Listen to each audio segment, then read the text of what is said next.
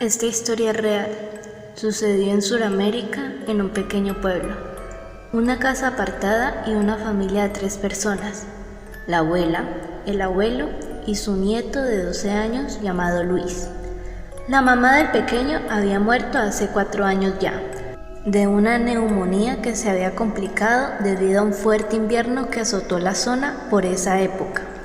Los esfuerzos de los médicos por salvar la vida de la joven mujer fueron en vano, y ahí se quedaron los 3, la abuela, el abuelo casi ciego y su pequeño nieto, ingeniándoselas cada día para sobrevivir. Vivían de la siembra de plátanos. El anciano, como podía, mantenía a la familia. La abuela, a pesar de su edad, se encargaba de las labores del hogar y ayudaba a su anciano esposo en lo que podía.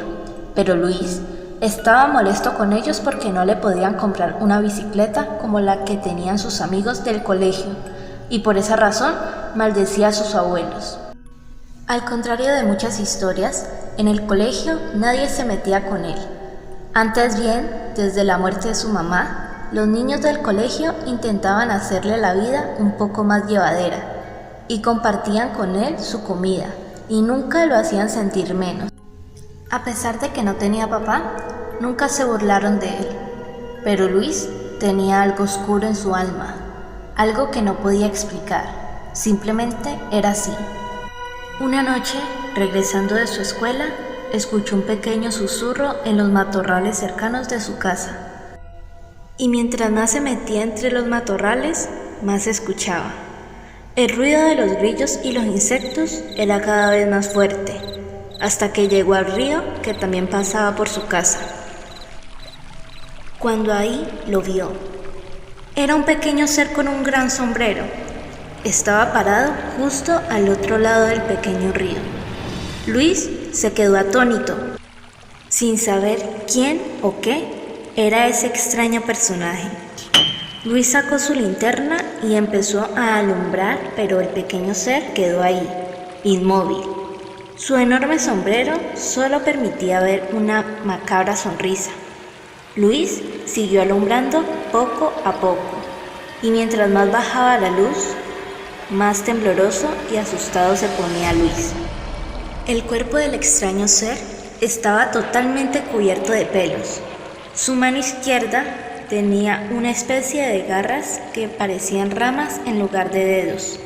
Su mano derecha era casi el doble que su mano izquierda, y además tenía una enorme boca en la palma de ella, con la que hacía esos susurros.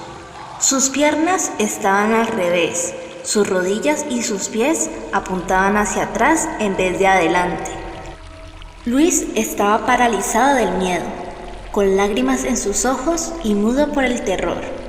Su abuelo le había contado que por esa zona habitaba un duende, y que aunque escuchara lo que escuchara, nunca se saliera de su camino, ya que hace muchos años niños desobedientes y malos se perdían, y nunca más los volvieron a ver. Luis recordaba cada palabra y cómo él creía que todo eso eran solo cuentos para que se portara bien. El malcriado y grosero Luis se arrepentía de haber sido así. Se arrepentía de haber hecho caer al niño aquel empujándolo por las escaleras del colegio. Se arrepentía también de robarle a sus abuelos el poco dinero que ganaban para írselo a gastar en dulces. Pero sobre todo, se arrepentía de haber golpeado a sus abuelos por no comprarle una bicicleta. Mientras, el duende se acercaba poco a poco, cruzando el río. Luis se paralizaba más y más. El duende, con su mano derecha al frente, iba caminando mientras ésta susurraba. Luis, has sido un niño muy malo. Yo soy la forma de que pagues por tu maldad. Sus garras se arrastraban tocando la superficie del agua y, a solo centímetros de Luis, este saltó sobre el niño. 2 días después de una búsqueda intensa, la policía encontró la camisa desgarrada de Luis, a 2 kilómetros río abajo, con rastros de sangre y pelos de algún animal. Sus abuelos siguieron con sus vidas y murieron. La vieja casa nunca más volvió a ser habitada y terminó derrumbándose. El pueblo creció e hicieron un barrio en la zona. El río sigue ahí.